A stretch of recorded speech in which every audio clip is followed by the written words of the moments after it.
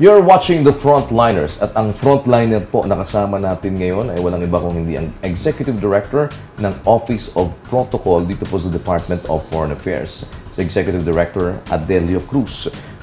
Just like what I have asked, sir, ito pong may kinalaman sa ano bang direktang namin dyan, kaming mga ordinaryong mamamayan, ano bang direktang epekto nyo sa amin, ano bang ginagawa ng inyong Office of Protocol, parang wala naman yata kaming mapapakinabang dyan. Well, kung sa Office of Protocol naman, marami po kaming ginagawa talaga. But in terms of the worldwide scope ng pagtulong po ng Departamento ng Kagagawaran ng Ugnayang Panlabas, right now we have close to 98 million Filipinos. We have 10%, more than 10% ng population natin is all over the world. So, ang sabi nga ho nila, problema ng bawat bansa sa mundo ay problema ng Pilipinas. Dahil may Pilipino na nandoon. So, oras na magka-problema, oras na may mangyari, may alitan, digmaan, kami po ay sumusugod talaga doon para hanapin, at tulungan yung mga kababayan natin na nandoon. In other words, parang ang una kagad na alam, may Pilipino ba dyan sa bansa na yan? May nakaipit ba dyan? Yes. So, tinatrabaho nyo ba yun? Paano kayo ba ang mga sundalo doon na papel ba ninyo yun? To rescue our parang mga kababayan sa iba-ibang mga bansa na naiipit sa mga conflicts? Tama po kayo, Kuya Daniel. Kasi kahit sabihin nating ikaw ang consul doon, ikaw ang ambassador doon, ikaw ang attaché doon, ikaw ang cultural officer doon, lahat kayo, you act as one team. And ang ginagawa lamang ninyo is to make sure yung kapakanan ng kababayan natin that they are safe. Okay? So every time there is a conflict anywhere in the world, the DFA would send what we call a rapid response team, parang emergency team. Lilipad po agad yan doon, hahanapin ng mga Pilipino, tatanungin ng embahada o konsulado ano ang problema natin, ilan ang mga Pilipino dito, nasaan na sila, paano natin sila matutulungan, paano natin sila mayuuwi. Kadalasan po kasi ang nakikita na lamang natin ay yung pag-uwi ng mga kababayan natin sa NAIA. Hindi ho nila nakikita yung mismong sariling buhay ng mga taga-kagawaran ng Ugnayang Panlabas. Isinusugal po nila ang kanilang buhay sa peligro para lang matulungan ng ating mga kababayan doon. Nalalapitan ba kayo? Ang Office of Protocol ay nalalapitan ba direkta ng mga mamamayan ng Pilipinas? As an office in particular, hindi po, because meron po tayong opisina na ginagampanan po ang trabaho yan. It's called the Office of the Undersecretary for Migrant Workers Affairs. So, yun po ang nangyayari. So, yung like halimbawa, meron tinatawag silang diplomatic immunity. Kanino ba nag-a-apply ito at sino ba ang pwedeng pumasok sa ganung klase? At anong immunity ba yan na ibibigay na yan? Ang diplomatic immunity po ay nagsimula yan sa tinatawag nating Vienna Convention on Diplomatic and Consular Relations. Ito po ay naging isang treaty, international treaty na pinirmahan ng iba't ibang mga bansa noong 1961. Sa ngayon, there are 189 signatories, independent states, na sinusunod po ang Vienna Convention. So, ang diplomatic immunity po ay ibinibigay sa mga diplomats na na-assign sa ibang bansa. So, para dito po sa Pilipinas, lahat po ng mga diplomats accredited here in the Philippines enjoy diplomatic immunity.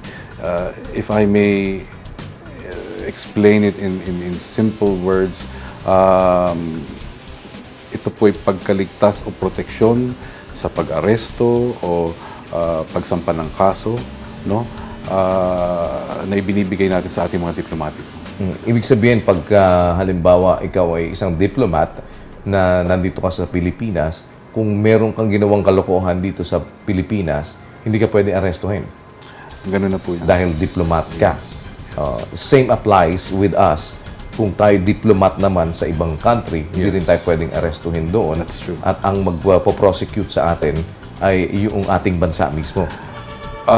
Ang mangyayari po niyan, sa side po ng mga Filipino diplomats, no? Tulad ng sinabi ko po kanina, kami ang tumatayong ehemplo ng mga kababayan natin doon. We are very conscious. Filipino diplomats all over the world, they follow rules and regulations of the receiving state. We respect, we honor, and obey these laws. Hindi ho tayo mapang-abuso. Siguro ang pinakamalaking abuso na lang na ginagawa natin ay yung no parking. No? And then natikitan ka, magbabayad pa rin kami ng ticket. So we make sure to follow itong rules of the receiving state. Ang mga diplomats po ba ay lahat nasa ilalim ng Department of Foreign Affairs o nagtatrabaho at sanctioned ng Department of Foreign Affairs? Are we talking about Filipino diplomats? Apo, mga Pilipino po. Yes. So, kailangan pagka ikaw ay diplomat, ay nagtatrabaho ka sa DFA. Tama po yun. So, what about yung mga diplomat na hindi naman nagtatrabaho sa DFA? Wala pong Walang ganon. klase. Wala. So, diplomats are the ones being given a diplomatic passport. Yes. So, pagka hindi nagtatrabaho sa DFA, hindi pwedeng bigyan ng diplomatic passport. May mga pagkakataon po na may mga nabibigyan ng diplomatic passports, and these are high-ranking officials of the Philippine government. Ang presidente po natin, ang vice-presidente. But they are all connected with the government. Yes. So, if they are not connected to the government, they should not be issued a diplomatic passport of that. As far as I know, you're correct. But that's the rule, and that's the law that should be followed. So if there is somebody who is given a diplomatic passport who is not a government official, there is something fishy on that. Well, maybe you could call our attention. I'm calling your attention, sir. No, ano bang mga nakikita po ninyo ngayon na dapat na i-augment natin sa mga hindi nalalaman ng kababayan natin on how to join ang DFA? Kasi kagaya ko, halimbawa, di naman ho ako graduate ng hindi ako graduate ng foreign affairs or kung ano mang mga course related sa tungkol sa foreign affairs. Graduate ako ng mass communication. Pwede ba akong mag-apply sa inyo as a diplomat or pwede ba akong pumasok sa Department of Foreign Affairs? Of course. Of course. Well, maraming salamat naman po at nabanggit nyo yan. No? Maniniwala po ba kayo na marami sa amin dito na opisyal ng Kagawaran ng Ugnaing Panlabas ay dating pare, dating nurse, dating chef, dating OFW, no? Dating engineer. Taon-taon po kasi nagbibigay ng entrance examination ng Department of Foreign Affairs. Ang tawag po dito ay yung Foreign Service Officers Exam. Okay? Ang basic qualification, kinakailangan tapos po kayo ng college and you have 3 years minimum experience. And then may mga examinations po yan, a series of examinations. May tinatawag pong pre-qualifying exam. And then may written exam, may oral exam, pagkatapos may psychological exam. So once you pass all these exams, kadalasan po isang taon po ang length ng series of examinations na yun. Kayo po ay tatanggapin sa Foreign Service, you will take your oath, and you will begin your career in Foreign Service po. Ano ba initial na napapasukan po sa Foreign Service dito sa Department of Foreign Affairs? Anong initial na pwedeng rango na makuha? Ano na ba kagad? Consul na ba kagad? Hindi po. Hindi naman. Hindi naman po.